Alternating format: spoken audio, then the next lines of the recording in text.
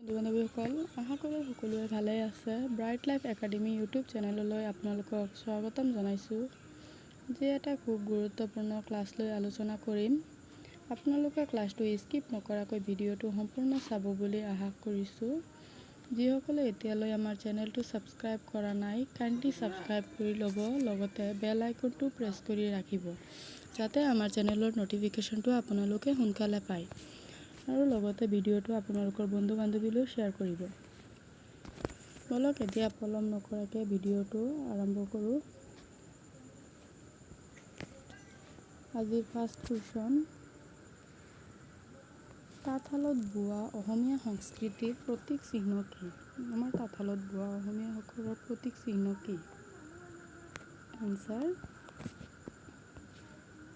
গামোচা। গামোচা হৈছে তাঁতশালত বোৱা অসমীয়াসকলৰ প্ৰতীক চিহ্ন। নেক্সট কুৱেশ্যন, অসমীয়া পুৰুষসকলে পৰিধান কৰা মুখ্য পোচাক কি? এনচাৰ ধুতি। চুৰিয়া হৈছে অসমীয়া পুৰুষসকলৰ মুখ্য পোচাক। নেক্সট কুৱেশ্যন, অসমীয়া মহিলাসকলৰ প্ৰধান সাজ পোছাক কি? এনচাৰ মেখেলা চাদৰ। মেখেলা চাদৰ হৈছে অসমীয়া মহিলাসকলৰ প্ৰধান সাজ পোছাক। নেক্সট কুৱেশ্যন, বিহু নৃত্য পৰিৱেশনৰ সময়ত অসমীয়া মহিলাই হাতত কি পিন্ধে? যেতিয়া বিহু নৃত্য কৰে তেতিয়া অসমীয়া মহিলাসকলে হাতত কি পিন্ধে? এনচাৰ গামখাৰু। মহিলাসকলে বিহু নৃত্য কৰাৰ সময়ত হাতত গামখাৰু পিন্ধে। নেক্সট কুৱেশ্যন, সত্ৰীয়া নৃত্যই কোনটো বৰ্ষত ৰাষ্ট্ৰীয় স্বীকৃতি লাভ কৰে? এনচাৰ 2000 চনত। অসমীয়া সত্ৰীয়া নৃত্যই 2004 চনত স্বীকৃতি লাভ কৰে। নেক্সট কুৱেশ্যন, অসমৰ প্ৰধান লোকসংগীতসমূহৰ নাম কি কি? আমাৰ অসমৰ প্ৰধান লোকসংগীতসমূহৰ নামবোৰ কি কি? এনচাৰ আমাৰ অসমৰ লোকসংগীতসমূহ হৈছে আইনাম, বিয়ানাম, গোৱালপৰীয়া লোকগীত, কামৰূপী লোকগীত, বিহুগীত, বনগীত, জিকিৰ জাৰি আদি। নেক্সট কুৱেশ্যন, অসমৰ জাতীয় উৎসৱ কি? এইটো কুৱেশ্যনটো ইম্পৰ্টেণ্ট হয়, আপোনালোকে মনত ৰাখিব। অসমৰ জাতীয় উৎসৱ কি? এনচাৰ বিহু। বিহু হৈছে অসমৰ জাতীয় উৎসৱ। নেক্সট কুৱেশ্যন, উত্তৰ কাছাৰ জিলাৰ জাতিংগা কোনখন পাহাৰত অৱস্থিত? এইটো ইম্পৰ্টেণ্ট হয়। জাতিংগা বৰাইল পাহাৰত অৱস্থিত। নেক্সট কুৱেশ্যন, ব্ৰহ্মপুত্ৰ আৰু বৰাক উপত্যকাক কিহে পৃথক কৰিছে? এনচাৰ ব্ৰহ্মপুত্ৰ আৰু বৰাক উপত্যকাক বৰাইল পাহাৰে পৃথক কৰিছে।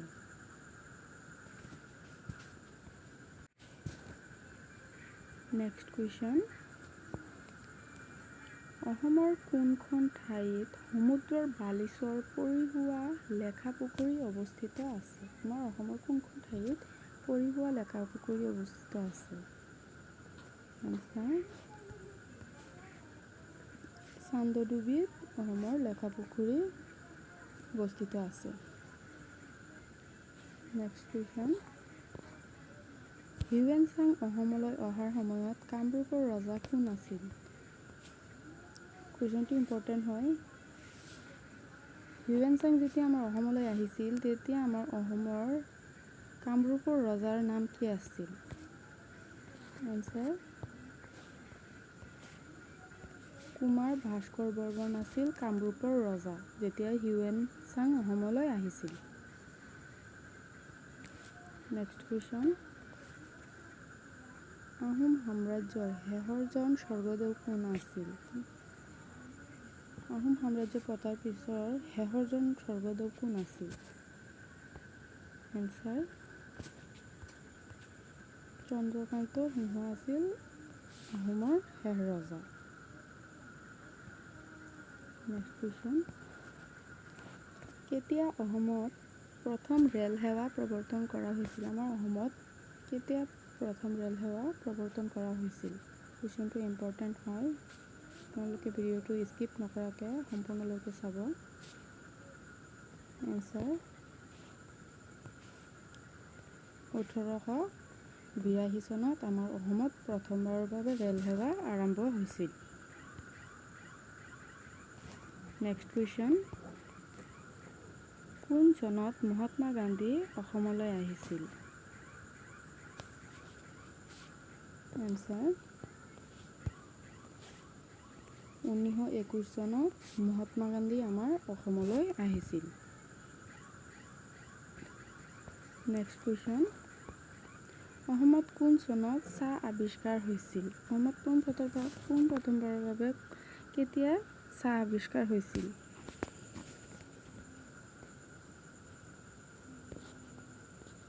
এনচাৰ 1823 চনত অসমত প্ৰথমবাৰৰ বাবে চাহ আৱিষ্কাৰ হৈছিল 1823 চনত। নেক্সট কুৱেশ্যন, অসমত আহোম সাম্ৰাজ্যৰ প্ৰতিষ্ঠাপক কোন আছিল? অসমত যেতিয়া আহোম সাম্ৰাজ্যৰ প্ৰতিষ্ঠা হৈছিল, প্ৰথম প্ৰতিষ্ঠাপক কোন আছিল? এনচাৰ চুকাফা আছিল আহোম সাম্ৰাজ্যৰ প্ৰতিষ্ঠাপক। নেক্সট কুৱেশ্যন, অসমৰ প্ৰথম মুখ্যমন্ত্ৰী কোন আছিল? আমাৰ অসম স্বাধীন হোৱাৰ পিছত অসমৰ প্ৰথম মুখ্যমন্ত্ৰী কোন আছিল? কুৱেশ্যনটো ইম্পৰ্টেণ্ট হয়, আপোনালোকে নোট কৰিব। এনচাৰ গোপীনাথ বৰদলৈ। আমাৰ অসমৰ প্ৰথম প্ৰধান মুখ্যমন্ত্ৰী আছিল গোপীনাথ বৰদলৈ। নেক্সট কুৱেশ্যন, অসমৰ প্ৰথম মহিলা মুখ্যমন্ত্ৰী কোন আছিল? এনচাৰ ছৈয়দা আনোৱাৰা তাইমুৰ আছিল অসমৰ প্ৰথম মহিলা মুখ্যমন্ত্ৰী। নেক্সট কুৱেশ্যন, আহোম আৰু মোগলৰ শেষ ৰণ কেতিয়া হৈছিল? আহোম আৰু মোগলৰ মাজৰ ৰণটো হৈছিল, সেইটো লাষ্ট কেতিয়া হৈছিল, কিমান চনত হৈছিল? এনচাৰ 1681 চনত আহোম আৰু মোগলৰ শেষ ৰণ হৈছিল। কুৱেশ্যনটো আপোনালোকে মনত ৰাখিব, ইম্পৰ্টেণ্ট হয়। নেক্সট কুৱেশ্যন, মুছলমানসকলে কোন চনত প্ৰথমবাৰ আহোম আক্ৰমণ কৰিছিল? নেক্সট এনচাৰ 1206 চন। 1206 চনত মুছলমানসকলে অসম আক্ৰমণ কৰিছিল। নেক্সট কুৱেশ্যন, ৰিখটাৰ স্কেলৰ সহায়ত কি জোখা হয়? ইম্পৰ্টেণ্ট হয় কুৱেশ্যনটো, আপোনালোকে নোট কৰিব। এনচাৰ ভূমিকম্প প্ৰাবল্য জোখা হয় ৰিখটাৰ স্কেলৰ দ্বাৰা। এনেকৈ আহিব পাৰে যে ৰিখটাৰ স্কেলৰ দ্বাৰা কি জোখা হয়? ভূমিকম্পৰ প্ৰাবল্য কিহৰ দ্বাৰা জোখা হয়, এইটো আহিব পাৰে। আপোনালোকে এনচাৰটো মনত ৰাখিব, ৰিখটাৰ স্কেল। আৰু ৰিখটাৰ স্কেলৰ দ্বাৰা ভূমিকম্পৰ প্ৰাবল্য জোখা হয়।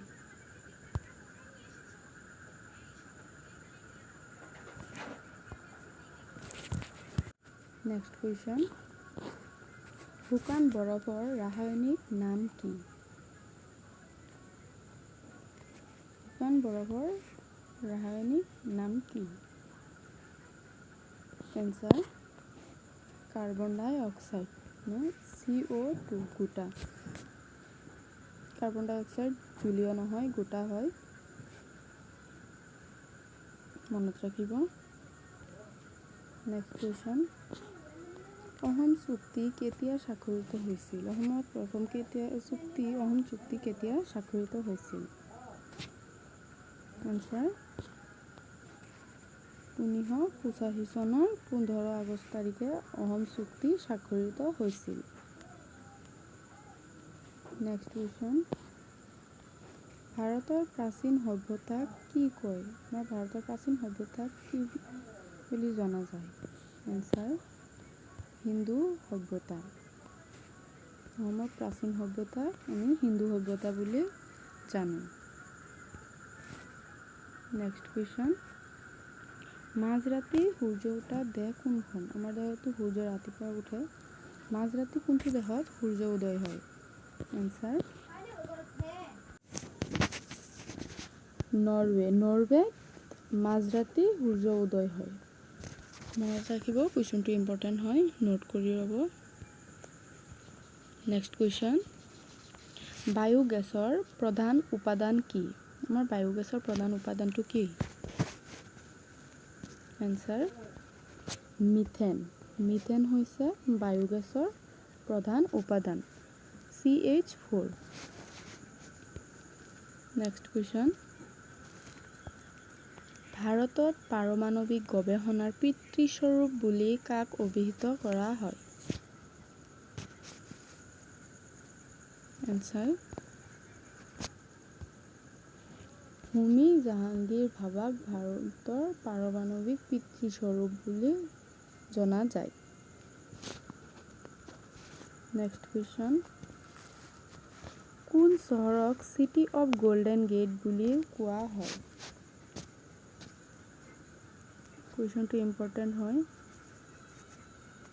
এনচাৰ আমেৰিকাৰ ছান ফ্ৰান্সিস্কোক গল্ডেন অৱ গেট বুলিও জনা যায়। নেক্সট কুৱেশ্যন, ভিটামিন চিৰ আন এটা নাম কি? ভিটামিন চি ইয়াৰ আন এটা নাম কি? Answer এছৰবিক acid. ভিটামিন চিৰ আন এটা নাম হৈছে এছৰবিক এচিড। নেক্সট কুৱেশ্যন, কাঠ পেঞ্চিলৰ ওপৰত লিখা আখৰ দুটাৰ অৰ্থ কি? কাঠ পেঞ্চিলৰ ওপৰত দুটা আখৰ লিখা থাকে, ইয়াৰ অৰ্থ কি? Answer hard and black. ইয়াৰ অৰ্থ হৈছে hard and black. Next question, Asian গেমছত প্ৰথম স্বৰ্ণ পদক পোৱা প্ৰথম অসমীয়া দৌৰবিদ কোন আছিল? এনচাৰ ভোগেশ্বৰ বৰুৱা। ভোগেশ্বৰ বৰুৱা এছিয়ান গেমছত প্ৰথম স্বৰ্ণ পদক দৌৰবিদ আছিল। নেক্সট কুৱেশ্যন,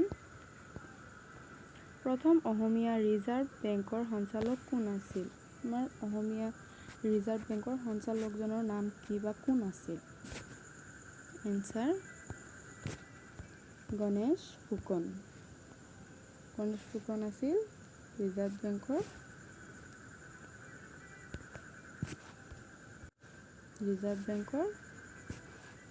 সঞ্চালক। নেক্সট কুৱেশ্যন, বিলাতলৈ পঢ়িব যোৱা প্ৰথম অসমীয়া কোন আছিল? বিলাতত মানে বিদেশত পঢ়িব যোৱা প্ৰথম অসমীয়া আমাৰ ভাৰতৰ কোন আছিল? এনচাৰ আনন্দৰাম ঢেকিয়াল ফুকন। নামটো অলপ খেলি মেলি হয়, আমি কেতিয়াবা মিষ্টেক কৰি পেলাওঁ, আনন্দৰাম বৰুৱাৰ চইচ কৰি পেলাওঁ। কিন্তু বিলাতলৈ যোৱা প্ৰথম অসমীয়া আছিল আনন্দৰাম ঢেকিয়াল ফুকন। নেক্সট কুৱেশ্যন, মাটিকালিৰ ক্ষেত্ৰত বিশ্বত ভাৰতৰ স্থান কিমান? আমাৰ ভাৰতৰ স্থান বিশ্বৰ ভিতৰত মাটিকালিৰ ক্ষেত্ৰত কেইমান নম্বৰ স্থানত আছে? এনচাৰ সপ্তম স্থান। সপ্তম স্থানত আমাৰ ভাৰত মাটিকালিৰ ক্ষেত্ৰত সপ্তম স্থানত আছে। নেক্সট কুৱেশ্যন, ভাৰতৰ উত্তৰ সীমাত কোনবোৰ দেশ আছে? আমাৰ ভাৰতৰ উত্তৰ ফালে কোনবোৰ দেশ আছে বা কি দেশ আছে? এনচাৰ, আমাৰ ভাৰতৰ উত্তৰ সীমাত চীন, নেপাল আৰু ভূটান আছে আমাৰ ভাৰতৰ উত্তৰ ফালে।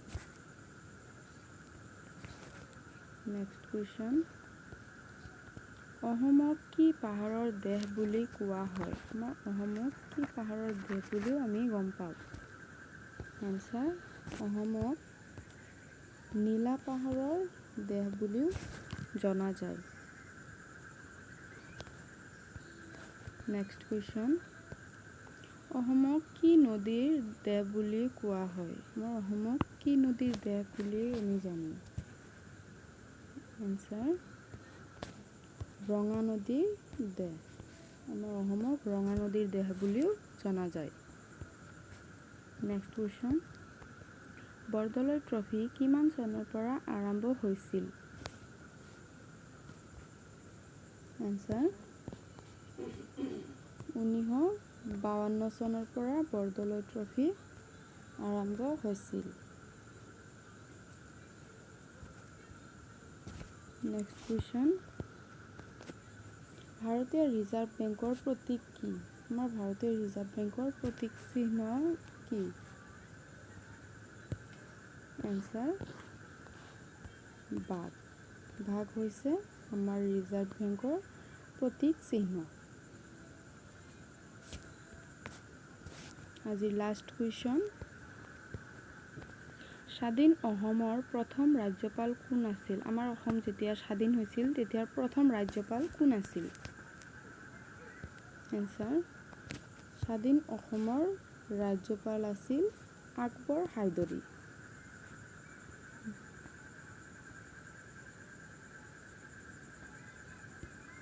ভিডিঅ'টো চাই থকাৰ বাবে অশেষ ধন্যবাদ জ্ঞাপন কৰিছোঁ। আগলৈকে অন্য এটা ভিডিঅ'ত লগ পাম। ধন্যবাদ।